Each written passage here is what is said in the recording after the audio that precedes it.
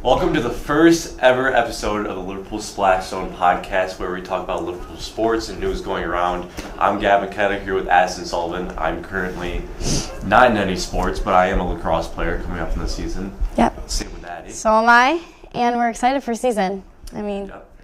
We have senior year. It could be, I think we have a chance at sectionals. Well, at least the boys. I don't know about the girls. We don't know yet. No, I'm going to Ithaca for college. And I was going to St. Rose, but it closed, so we'll see. Over time where that goes. That's for the next episode, but on this episode, we're talking with Ryan Blackwell, who's the former Syracuse basketball player and now the current Liverpool basketball head coach. And we filmed the video before opening day, and so right now they're standing at a 1-1 record. The loss to Nottingham yesterday, and the win against Jenny. Very unfortunate loss, but we'll bounce back. We have CBA Friday. We're excited. And the Splash Zone could also be a new Liverpool student section name. How are you feeling about that? It could be. We don't know yet.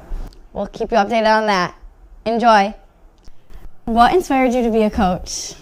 I think, so when I was playing professional basketball over in Japan, I was contemplating retiring, and then the ownership and my agent came to me and said, we need a new head coach. Would you be interested? And I took a summer to kind of think about it, and future-wise, I was probably 33, 34, body was starting to break down, and I figured for my career, my future, it was a good opportunity for me to get into coaching. And I hadn't really thought about what I was going to do after playing professional basketball. So it kind of happened like that, and I just kind of fell into it, and here we are. Did you plan on being a high school coach, or do you plan on doing more in the future? So I figured, I did professional basketball for 4 years, and I ended up at IMG Academy after that, down in Florida. And then I took an opportunity to actually come here and coach semi-pro team, which is now the Syracuse Stallions. Then it was like the Syracuse Shockwave, and it never really got off the ground. And I met our current AD, Ari Lieberman, and the job came open, and I interviewed and took the job, and that's really how it happened 9 years ago. Yeah, that's perfect. Yeah. And what made you start playing basketball in the beginning of your whole career? And what age did you start? My dad was into sports. He played football, basketball, and baseball, and he got my brother and I into sports a long time ago, probably when we were 5, 6, or 7, playing all types of different sports. And then basketball, we would just play as at the park or in the driveway or whatever. So I really started doing it probably when I was 7 or 8 on a regular basis. Yeah, it just stuck with you, and you kept going with it? Yeah, I loved it. Like I said, I played baseball up until I was 14. I played football, played soccer when I was little. And then when I got to high school, I just kind of concentrated on basketball. Yeah, that's perfect. Now, I got to ask, what was your height in high school? So as a freshman, I think I was about 6'3", 6'4". Oh my God. And then I grew a few more inches the next couple of years, and then ended up as a senior, same height I am now. And then the recruiting process for Syracuse, how does that go from high school on to, how do you get to Syracuse at that point? So I was recruited heavily. AAU really started to take off in the 90s. And I played for a pretty good AAU team, and, back then, coaches would always come to the summer leagues, come to practices, open gyms. Mm-hmm. So Boeheim would come to open gyms. He would come to my high school games and recruit, as well as other coaches, and that's really how it started. And then it really narrowed it down to Illinois and Syracuse at the end. And I ended up going to Illinois first because I had ties there. I was actually the ball boy for Illinois as a kid growing up. So I really loved that school. And then Lou Henson ended up getting fired, and then I transferred back to Syracuse and played 4 years there. Amazing. Well, more shifting it towards Liverpool. I know your record is 21-4, but last year you ended up losing to probably the main star, Andre Ashton and Bruce Wingate. So how has that changed the mindset for you?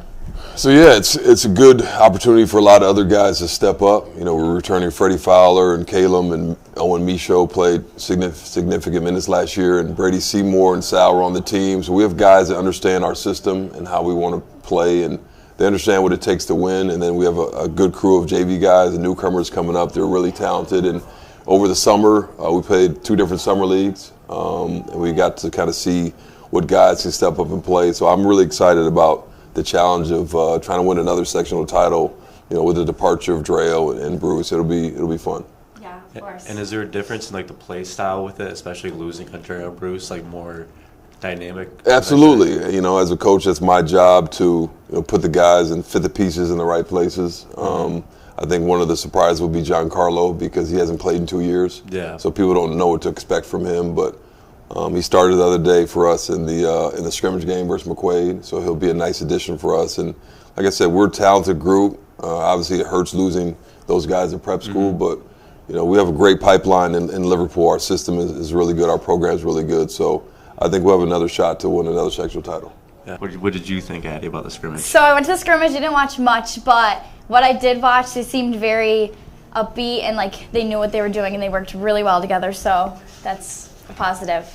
Well, I think the biggest thing is, as you all know, you play sports. Practice makes perfect. So these guys have been they've been coming to practice, been working hard, they listen, they're very receptive to coaching and criticism, constructive criticism. So, like I said, losing Dreo and Bruce hurts, but we have a lot of guys in our system that understand what it takes to win. So it'll be a fun, exciting season. Yeah.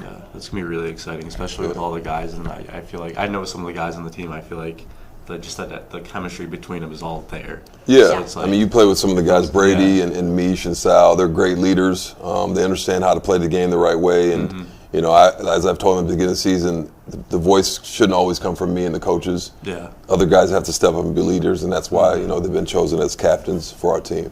Yeah. So talking about that and the team, what does a typical practice look like for them? Usually we go about 2 hours, 3 to 5. Like yesterday, we went to the weight room at 2:30. We lifted for 45 minutes, and then we came down, got a lot of shots up. Depends on the day, whether it's focusing on offense or defense. Skills session first, usually at the beginning, developmental and skill stuff, shooting, whatever it may be. Maybe go into offense or maybe defense. Just depends on the week and who we're playing against and what we got to focus on. But it's usually a good 2 hour practice with a lot of running at the end, which they love. Have to run them. You have to. Do they get more, like towards the end of the season, do players get like worn out? Like how do you keep them from not getting worn out? I think you got to keep it fresh. You got to mix things up, keep it fun. Definitely. Over drilling, I think, makes them tired. Over running, obviously, if you play three games in a week, as coaches, we have to adjust our schedule.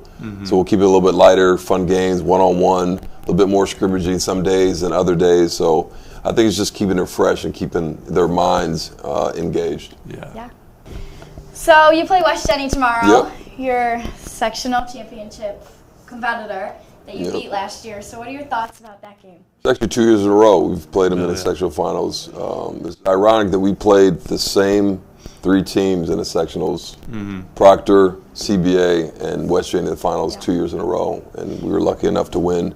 So we're very familiar with them. We play them. They're in our league. We play them twice a year. They're always a solid opponent, and I expect nothing different. They've lost a lot of players as well as we have, to graduation, and they lost some good players. So it's going to be a good test for both of us to engage where we are at the beginning of the season. Yeah, and we'll definitely be there for the game tomorrow. I was going to say, I know student section. So what's the theme? What do we got? What are you thinking? I don't know. It's a little hard. I know one thing we have is we want to do Minions. Spice it up a little bit. All right. Well, it's a holiday season, so it could also be a holiday theme. We might do some Christmas theme in there, so we'll see. But have some good themes for you guys. Yeah, but that's it for the first episode of the Splash Zone. Thank you to Ryan Blackwell for coming out today. Thank you. Good luck tomorrow. Appreciate it. We'll see you in the next one. Bye, guys. Thank you. Thank you for tuning in for the first episode of Liverpool Splash Zone. I want to thank Bryce Brown for recording behind the scenes, Giovanni Mendez, and of course, Coach Blackwell. We hope you guys tune in for the next episode in the next coming weeks. Thank you.